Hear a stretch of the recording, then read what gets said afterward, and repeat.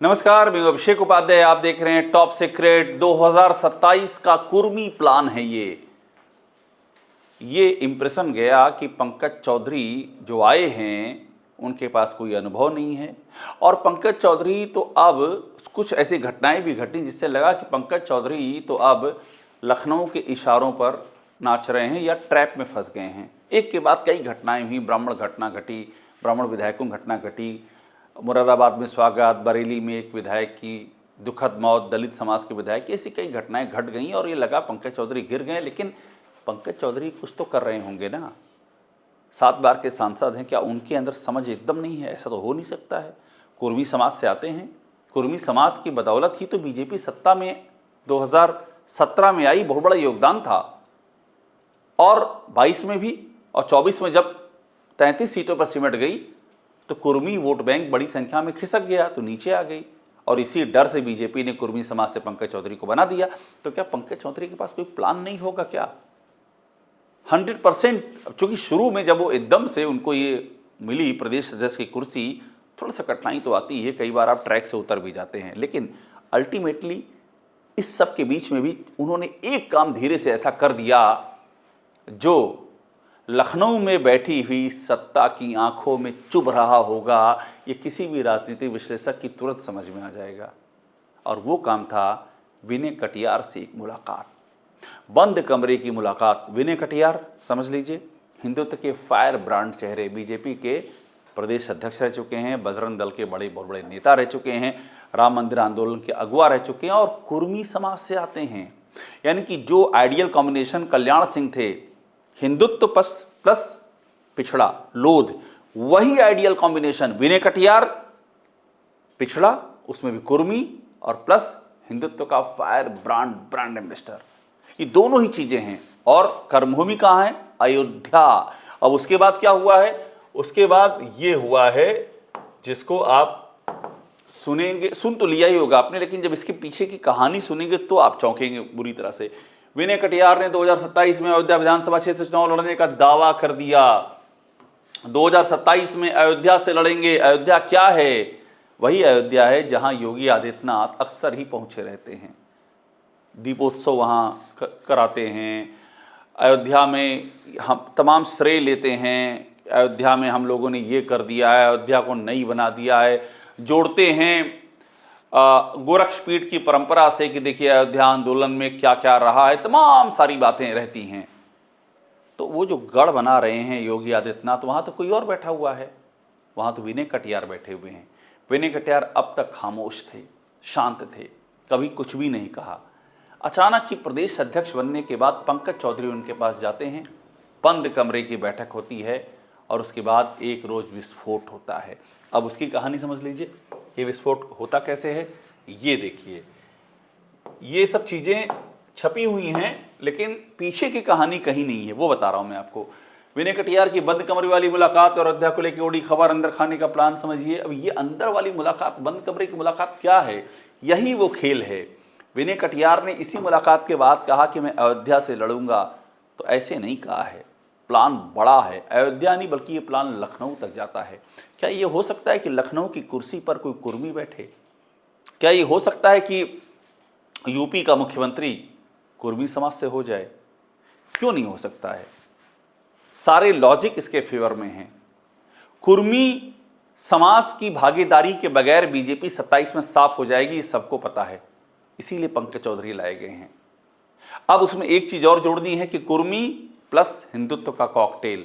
योगी आदित्यनाथ के साथ यही समझा गया कि योगी आदित्यनाथ आएंगे तो प्योर हिंदुत्व, जाति का फैक्टर ही खत्म। मगर योगी आदित्यनाथ की खुद उनके ही अपने कर्मों के चलते ऐसी छवि बन गई और ऐसी गाढ़ी छवि बन गई है कि उनको हिंदुओं का नेता बहुत कम और एक जात विशेष का नेता बहुत ज़्यादा माना जाता है। ये मान्यता की बात कर रहा हूँ, जो छवि बनी उसकी बात कर रहा हूँ।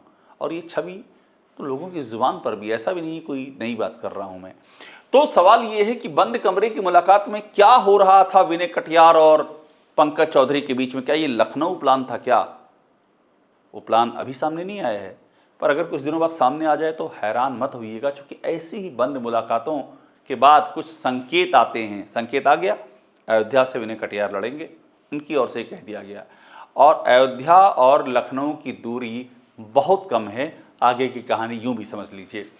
अब इसके बाद अगला देखिए, पंकज चौधरी की मुलाकात और बदलते समीकरण। भनक तो सबको लग रही कुछ चल रहा है। देखिए, इन्होंने कहा कि लिखा कि बीजेपी प्रदेश अध्यक्ष ने उनके विनय कटियार की आवाज़ से मुलाकात की। पहले एक शिष्टाचार भेंट बता करके टाल दिया गया। विनय कटियार ने तब कहा कि आने वाला वक्त बताएगा, उस समय कुछ नहीं कहा।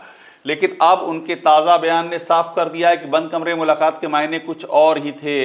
अब उन्होंने सार्वजनिक अंदाज में कह दिया कि अयोध्या से चुनाव लड़ेंगे, यानी कि अंदर अंदर कुछ पका है। पका ये भी है कि अगर अयोध्या में हिंदुत्व प्लस कुर्मी, ये एक मैसेज चला गया, Kurmi vote bank plus Hindutva, और एक बहुत ज़्यादा समझदार कह लीजिए प्रशासनिक तरीके से समझदार नेतृत्व लखनऊ में बैठ गया कुर्मी समाज से, तो ये तो फिर गेम चेंजर ही हो जाएगा।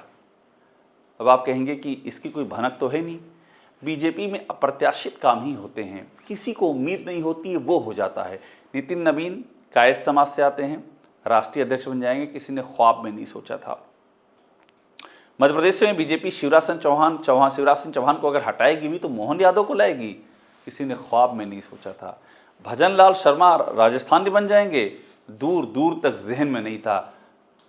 आपको ख्याल वो दृश्य याद होगा जब राजनाथ सिंह ने पर्ची निकाल के वसुंधरा राजे को दिखाई तो वसुंधरा राजे ने ऐसे देख करके उनकी ओर कहा, भजन लाल शर्मा, लेकिन वो भी हो गया।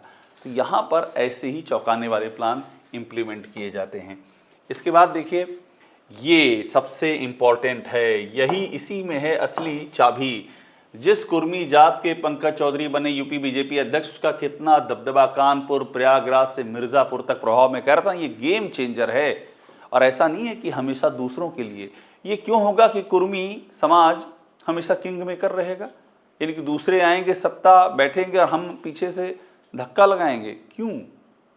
वो किंग भी बन सकता है, ये भी अपने आप में बड़ा सवाल है। भाई बीजेपी में भी ओम प्रकाश सिंह थे, आपको याद होगा, प्रदेश अध्यक्ष रहे मिर्ज़ापुर के चुनार से, बहुत ही कद्दावर नेता बीजेपी के। अभी पंकज चौधरी उनसे मिलके आए, ये भी ध्यान रखिए। पंकज चौधरी विनय कटियार से मिलते हैं, पंकज चौधरी ओम प्रकाश सिंह से मिलते हैं, वो भी कुर्मी समाज के। पंकज चौधरी अनुप्रिया पटेल से मिल लिए हैं। एक बड़ा ट्रायंगल तैयार हो रहा है जो अभी समझ में नहीं आ रहा है। अब देखिए, 2027 विधानसभा चुनाव से पहले इसे गैर यादव ओबीसी को एकजुट करने की कवायद माना जा रहा है। ये सब बातें सामने आने लगी हैं। और विनय कटियार का तो मैंने बता ही दिया आपको। अब कुर्मी जात के बारे में और देख लीजिए क्या असर क्या है। कुर्मी समाज 7 से 8% यूपी में, प्रदेश में 48 से 50 सीटों पर निर्णायक भूमिका, 48 से 50 निर्णायक भूमिका, मतलब जीत लीजिए कुर्मी वोटों के जरिए। फिर लोकसभा चुनाव में झटके के बाद सोशल इंजीनियरिंग के समीकरणों को दुरुस्त किया जा रहा है। अब इसमें अनुप्रिया पटेल हैं, बुंदेलखंड है, अवध है, रुहेलखंड है, बरेली संतोष गंगवार हैं। ये सारे जगहें जहां जहां इंपॉर्टेंट हैं। यूपी में 40% करीब ओबीसी वोट में कुर्मी समाज 48 से 50 विधानसभा और 9 से 10 लोकसभा सीटों पर, 40% के करीब ओबीसी वोट पर कुर्मी समाज 48 से 50। जनाधार यूपी के 24 से ज़्यादा जिलों में है, बुंदेलखंड, रुहेलखंड, इन सब में है। 16 जिलों में 11-12% आबादी है। बहुत बड़ा प्लान है ये। अब देखिए, पूर्वांचल में महाराजगंज, जहाँ से पंकज चौधरी आते हैं, संत कबीर नगर, कुशीनगर, सोनभद्र, मिर्ज़ापुर, सब कुर्मी वोट। अवध में उन्नाव, कानपुर, फतेहपुर, लखनऊ, कौशाम्बी, प्रयागराज, सीतापुर, बस्ती, अकबरपुर, एटा, बरेली, लखीमपुर खीरी, मतलब छाया हुआ है ये समुदाय। और बहुत ही ये खेती करने वाले भूस्वामी, वो तो एक है ही है, नींव है। लेकिन जिस क्षेत्र में है, समाज के लोग निष्णात हैं, अध्ययन में हैं, बहुत आगे हैं, शीर्ष पर हैं, नौकरियों में हैं, अपनी प्रतिभा से वहाँ भी शीर्ष पर हैं। तो ये एक ऐसा समाज है जिसने अपनी प्रतिभा का आगे बढ़ने के रास्तों पर और जो उन्नति की सीमाएं हैं उनके शीर्ष को छूने में बहुत ही बाखूबी इस्तेमाल किया है। और इसीलिए अगर कल को ये समाज लखनऊ की गद्दी पर बैठे तो इसमें हैरानी क्या। अभी एक तस्वीर और देख लीजिए, ये बहुत ही महत्वपूर्ण तस्वीर है। ये अनुप्रिया पटेल का ट्वीट है, ये फेसबुक पोस्ट है। ये लिख रही है कि वित्त राज्य मंत्री भारतीय जनता पार्टी के नवनिर्वाचित प्रदेश सदस्य पंकज चौधरी से शिष्टाचार भेंट की है। सकारात्मक संवाद हुआ। ये देखिए कितना बड़ा ट्रायंगल है, पंकज चौधरी, अनुप्रिया पटेल। मैं कह रहा हूँ ना, एक तरह से कुर्मी समाज की एक तरह से क्रांति है वोटों की। और जब ये क्रांति होगी तो ये क्रांति सिर्फ इसलिए नहीं होगी कि हम जो है हम खेत तैयार करेंगे और फसल आप काट ले जाएंगे ना, नहीं, ये तो हो चुका। ये गलती तो केशव मौर्य से, मतलब केशव मौर्य ने गलती नहीं की, केशव मौर्य की आप कह सकते हैं किस्मत ने साथ नहीं दिया, और केंद्र ने उस समय जो भी जहन में रहा हो उनका दांव बहुत उल्टा पड़ा। केशव मौर्य हकदार थे 2017 में सीएम बनने के, और केशव मौर्य को जब नहीं उनका ड्यू मिला और योगी को दिया गया, तो पीछे सोच सिर्फ यही थी कि चलिए हम कास्ट न्यूट्रल कर देंगे, हिंदुत्व के अम्ब्रेला पर ले आएंगे। लेकिन योगी आदित्यनाथ विशुद्ध रूप से उनकी जो छवि बनती जा रही है और ये छवि गढ़ा चुकी है, ये आरोपों की छवि बता रहा हूँ मैं, जो आरोप लग रहे हैं जात विशेष के नेता, और केशव मौर्य का हक मारा गया। पंकज चौधरी के दौर में वही कहानी रिपीट नहीं होगी ऐसा दिख रहा है। जो 17 में केशव मौर्य के साथ हुआ वो 2026 में किसी भी सूरत में पंकज चौधरी के साथ नहीं होगा, वो विनय कटियार के साथ नहीं होगा। एक बड़ा गेम प्लान तैयार है। इस गेम प्लान से दो चीज़ें होंगी, सेट होंगी, हिंदुत्व आपके साथ विनय कटियार, कुर्मी समाज पंकज चौधरी। ये दो एक बड़े समझ लीजिए आप कि जो आधार स्तंभ हैं वो यहाँ पर हैं, और इसका मैसेज पूरे प्रदेश में जाएगा, और उसी मैसेज को कैपिटलाइज करके बीजेपी 27 की लड़ाई में दो दो हाथ कर सकती है। सो राजनीति बेहद ही दिलचस्प होने जा रही है। वो सब हो सकता है जो आपने सोचा नहीं होगा, और खुद राजनीति भी इसे देख करके हैरान हो सकती है अगर इसकी दिशा आगे चल करके यही रही तो। टॉप सीक्रेट देखते रहिए, लाइक कीजिए, इसे सब्सक्राइब आप ज़रूर कर लीजिएगा। एक से बढ़कर एक दिलचस्प और अंदर खाने की कहानी आपके सामने हम रखते रहेंगे।